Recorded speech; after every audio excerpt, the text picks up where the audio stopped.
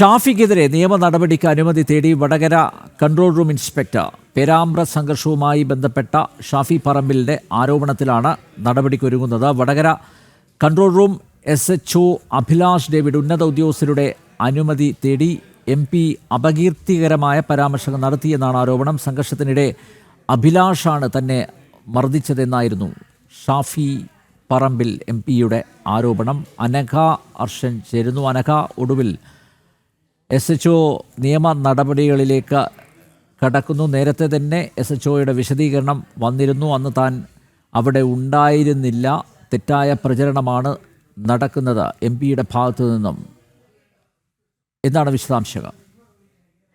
അനിൽ നമ്പ്യാർ, ഈ കഴിഞ്ഞ ദിവസം പേരാമ്പ്രയിലായിരുന്നു ഈ UDF ഒരു പ്രതിഷേധ പ്രകടനം നടത്തുന്നു. ഈ പ്രതിഷേധ പ്രകടനത്തിനിടെ ഈ പോലീസും UDF പ്രവർത്തകരുമായി തമ്മിൽ സംഘർഷമുണ്ടാകുന്നു. ഈ സംഘർഷത്തിനിടെ ഷാഫി പറമ്പിൽ MP-ക്ക് മൂക്കിന് പരിക്കേൽക്കുന്ന സാഹചര്യമുണ്ടായി.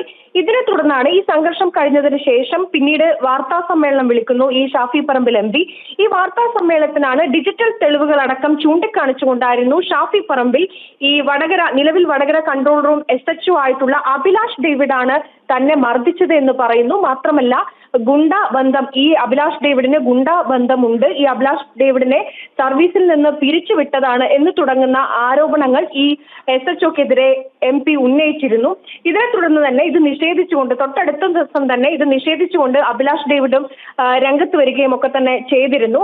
അതിനെ തുടർന്നാണ് ഇപ്പോൾ ഈ വടകര റൂറൽ SP-യോട് ഈ അഭിലാഷ് ഡേവിഡ് ഈ ഷാഫി പറമ്പിൽ MP-ക്കെതിരെ നിയമ നടപടി സ്വീകരിക്കുന്നതുമായി ബന്ധപ്പെട്ടിട്ടുള്ള ഉപദേശം തേടിയിരിക്കുന്നത്, അനുമതി തേടിയിരിക്കുന്നത്.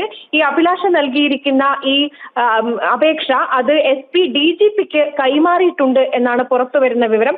എന്തായാലും ഷാഫി പറമ്പിൽ MP-ക്കെതിരെ നിയമ നടപടി സ്വീകരിക്കാനുള്ള അനുമതിയാണ് വടകര കൺട്രോൾ റൂം SHO ആയിട്ടുള്ള അഭിലാഷ് ഡേവിഡ് തേടിയിരിക്കുന്നത്. എന്തായാലും ഇതുമായി ബന്ധപ്പെട്ട എന്താണ് ഇനി ഈ വിഷയത്തിൽ എടുക്കുന്ന നടപടികൾ എന്ന് വരും മണിക്കൂറുകളിൽ മാത്രമേ അറിയാൻ കഴിയൂ. അനിൽ നമ്പ്യാർ.